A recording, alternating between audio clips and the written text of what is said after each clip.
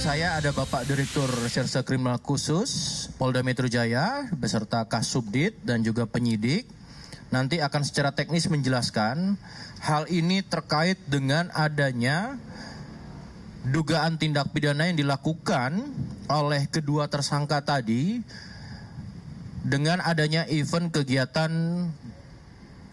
tiket Coldplay ya yang menjadi perhatian publik dan kemudian berhasil diungkap. Untuk menyingkat waktu, Bapak Direktur akan menyampaikan terkait kronologis dan secara teknis apa yang menjadi kronologi dan bagian daripada pengungkapan ini. Kami persilakan kepada Bapak Direktur. Assalamualaikum warahmatullahi wabarakatuh. Selamat sore dan salam sejahtera buat kita semua.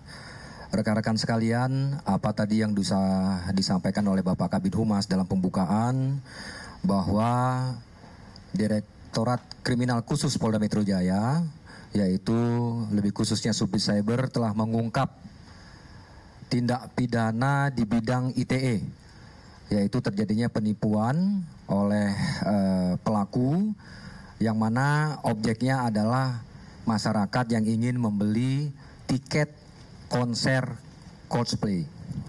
Rekan-rekan sekalian, berawal dari adanya laporan polisi yang tadi sudah disampaikan oleh Bapak Kabid Humas, kemudian kami dari Direktorat Kriminal Khusus Polda Metro Jaya melakukan penyelidikan dan perkembangan dari hasil penyelidikan itu kami telah mengamankan 2 orang yang mana mereka adalah melakukan penipuan terhadap masyarakat terkait dengan penjualan tiket Coldplay. Kami amankan 2 orang, yaitu atas nama ABF, laki-laki, dan kita amankan di Rogo Colo RT 009 Kelurahan Tirtonimolo, Kecamatan Kasian, Kabupaten Bantul, Daerah Istimewa Yogyakarta.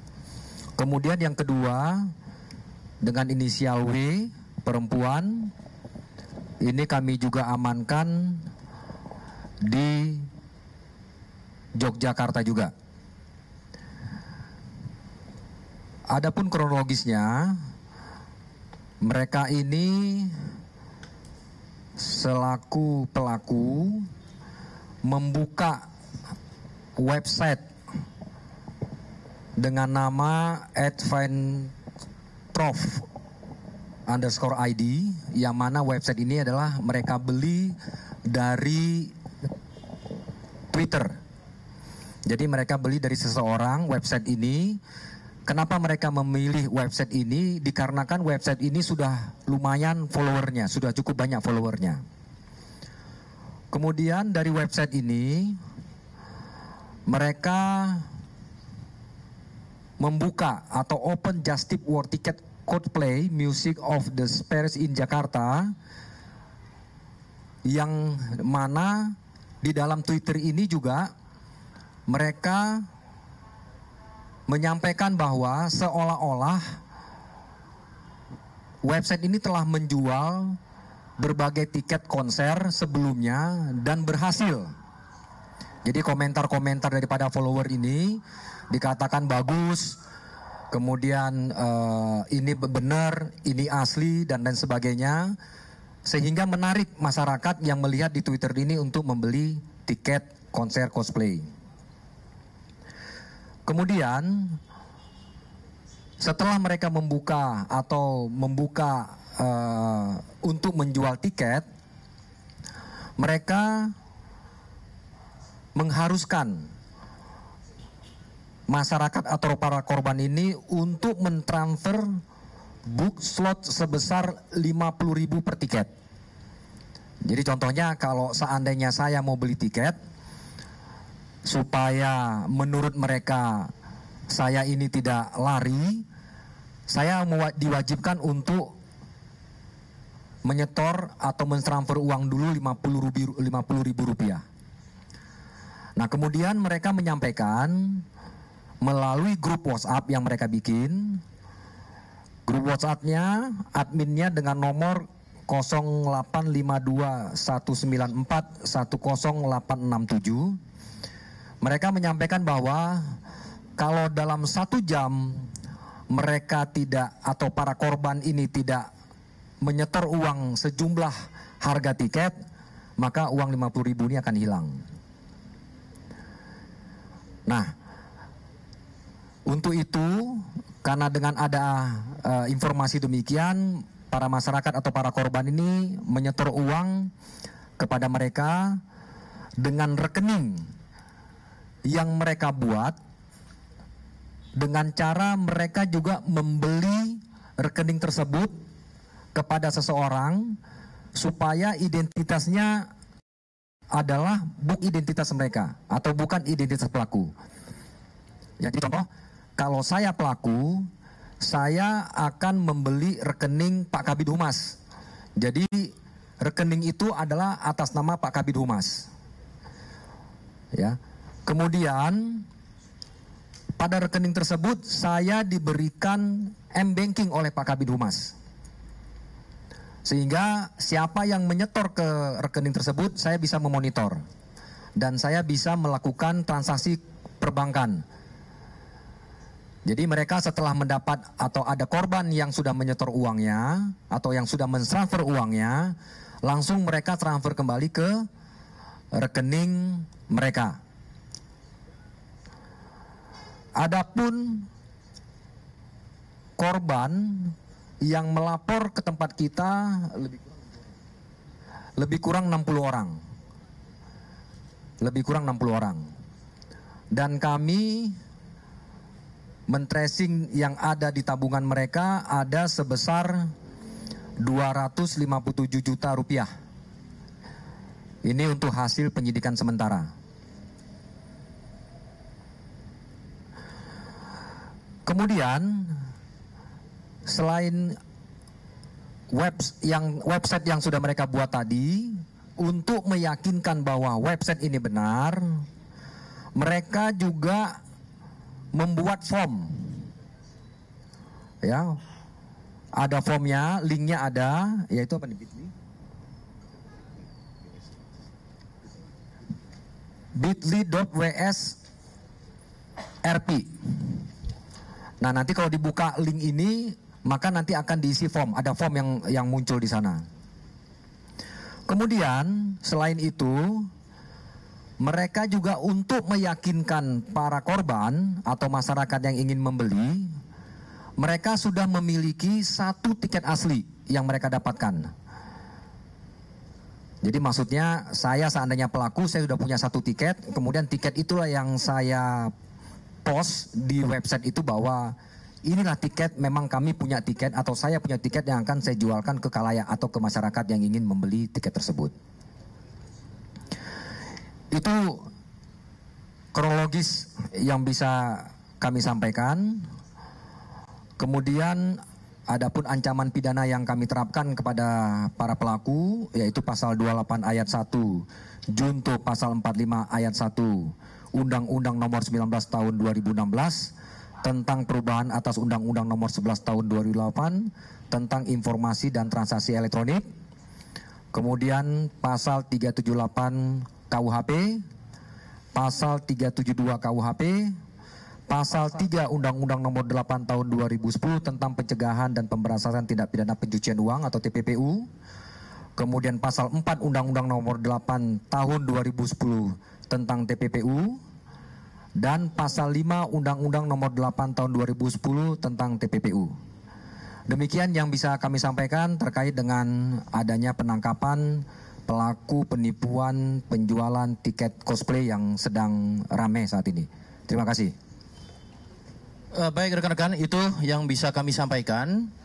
Proses penyidikan, dan saat ini penyidikan masih berkesinambungan ya, terus berjalan. Sementara yang bisa kami sampaikan itu, namun rekan-rekan mungkin ada yang mau ditanya, persilakan. Silakan Mas Tri. Pak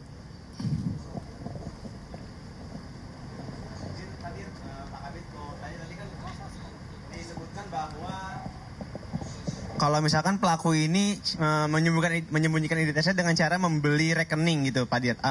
Untuk pembelian rekening ini mungkin bisa dijelaskan apakah dia menipu juga si pemilik rekening atau seperti apa, Pak? Karena kan apakah ada kemungkinan si pemilik rekening ini juga bagian dari sindikat mereka, karena bisa dibilang agak membingungkan mungkin ya ketika orang membeli suatu rekening atas nama orang lain, Pak Dir. Terima kasih. Baik, akan dijelaskan oleh Pak Dir.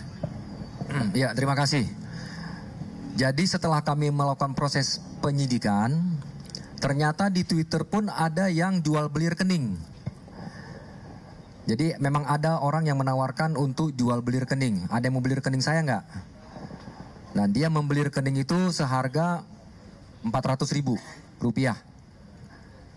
Demikian.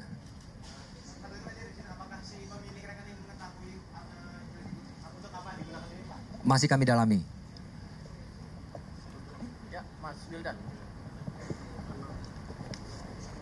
Izin Pak Dir, mau tanya. Yang pertama itu penegasan aja Pak Dir, hubungan antara kedua pelaku ini apa? Apakah mereka saling mengenal dan satu sama lain? Terus yang kedua, alasan mereka melakukan bisnis ini kenapa ya? Apakah ini kali yang pertama atau sebelumnya sempat juga gitu? Terus mau digunakan untuk apa uangnya gitu? Terus penegasan aja, untuk 60 korban yang terdaftar di sini itu dari satu pelaku yang sama atau gimana Pak? Terima kasih. Ya, terima kasih. Yang pertama, statusnya mereka suami istri. Statusnya suami istri. Kalau ditanyakan apakah mereka ini baru pertama kali, dari hasil proses penyidikan pengakuannya baru pertama sekali. Tapi mungkin perlu rekan-rekan ketahui bahwa yang bersangkutan melakukan hal ini dengan adanya persiapan. Dengan adanya persiapan, yaitu satu, mereka telah melihat Twitter yang banyak followernya, mereka beli, itu satu. Ya, jadi mungkin rekan-rekan bisa paham kalau seandainya dia sudah mau membeli Twitter dengan follower yang banyak, apakah dia baru sekali atau tidak. Kemudian dia di Twitter tersebut menyampaikan bahwa dia sudah berhasil menjual tiket-tiket konser yang sebelum-sebelumnya, misalnya K-pop apa dan lain sebagainya. Ya, kemudian yang ketiga, dia juga berusaha untuk menghilangkan identitasnya dengan cara membeli rekening bukan data pribadinya. Seperti itu. Nah, kemudian pertanyaan berikutnya adalah menurut pengakuannya untuk kebutuhan ekonomi. Itu baru menurut pengakuannya. Jadi kita masih dalami karena LP ini juga baru saja dibuat pada hari Jumat. Kemudian kami segera menindaklanjuti dan hari ini kami sudah berhasil melakukan upaya hukum, yaitu dengan mengamankan 2 orang.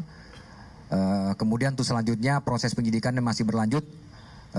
Nanti akan tetap kita update proses penyidikannya. Terima kasih. Baik rekan-rekan, jadi mendasari tadi laporan yang dilaporkan pada Jumat 19 Mei 2023 dan kemudian dilakukan penyelidikan dengan cepat dari penyidik Direktorat Reserse Kriminal Khusus Polda Metro Jaya langsung bisa mengungkap dan kemudian melakukan penangkapan terhadap 2 tersangka. Tentunya kami juga berharap ini menjadi suatu pelajaran bagi kita bersama, ya, terutama pada masyarakat. Kami mengedukasi terkait dengan hal-hal yang sifatnya perkembangan teknologi ini begitu pesat. Namun kita juga harus cerdas dalam menganalisa setiap perkembangan informasi yang ada di setiap perkembangan teknologi informasi. Kita harus melihat, meng-cross-check secara utuh, ya. Ini penting. Mengingat perkembangan teknologi adalah hal yang positif, namun ada hal negatif yang perlu diantisipasi kepada seluruh masyarakat. Itu rekan-rekan yang bisa kami sampaikan. Cukup?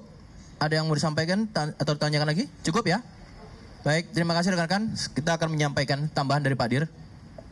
Ini tambahannya, ini tampilan awal di websitenya. Ya, tampilan awalnya seperti ini. Kemudian dia sudah mulai menulis Open Justice War, tiket cosplay.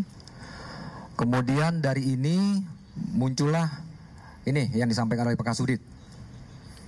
Jadi mereka posting sendiri ya komen sendiri seolah-olah mereka ini benar telah menjual atau memang spesifik dia untuk menjual tiket-tiket secara online. Kemudian ini ya ini ada chat dengan korban juga yang tadi. Nah kemudian yang 3 ini Pak Kabit nggak ada ya. Nah ini 1, ini transferan korban kepada pelaku, bukti transfer korban kepada pelaku. Ya, terima kasih. Baik rekan-rekan, itu yang bisa kami sampaikan. Terima kasih atas perhatian dan pelaksanaannya dengan tertib. Kami selanjutnya akan menunjukkan barang bukti. Kami tutup. Wabillahi taufiq wal hidayah. Assalamualaikum warahmatullahi wabarakatuh.